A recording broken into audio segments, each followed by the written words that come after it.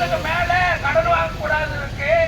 அதை வந்து மாநில அரசாங்கங்களுக்கு கேரளா, தமிழ்நாடு போன்ற அரசாங்கங்களுக்கெல்லாம் நீங்க 3% மேல, அதாவது யூனிஃபைடு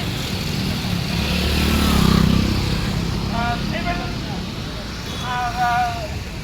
அதாவது ஒன்றிணைந்த சிவில் சட்டத்தை இன்னைக்கு நாட்டில் வந்து சிவில் சட்டம் சொன்னா இந்து சிவில் சட்டம், முஸ்லிம்களுக்கு தனி சட்டம்லாம் இருக்கு. அப்ப அந்த முஸ்லிம்களுடைய தனிச்சட்டத்தை கொடுக்கணும்னு சொல்லியிருக்காரு. அது என்ன சொல்றான்னு சொன்னா பாரத ரத்னா விருது சர்வாதிகாரிக்கு கொடுத்தா அந்த பாரத ரத்னா வந்து சிறப்பு பெறும். இவருக்கு கொடுக்கறதுனால சோசலிசத்தும் ஒழிச்சு கட்டணும்னு அவங்க RSS பொதுச் செயலாளர் சொல்றாரு. அப்ப அவங்க வழி நடத்துற பிஜேபி எப்படி இருக்கும்?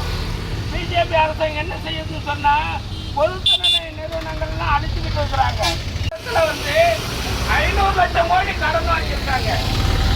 மன்மோகன் அரசு வந்து 2014 முடியும் போது 55 லட்சம் கோடியா இருந்த கடன் வந்து இன்னைக்கு 555 லட்சம் கோடியா கடனை வந்து ரேஸ் பண்ணிட்டாங்க. அந்த கடன் கோரிக்கைகள் பல உண்டு, கோரிக்கைகள் நிறைவேற, கோரிக்கைகள் போராடும், லட்சியங்கள் நிறைவேற, லட்சம் கைகள் போராடும்.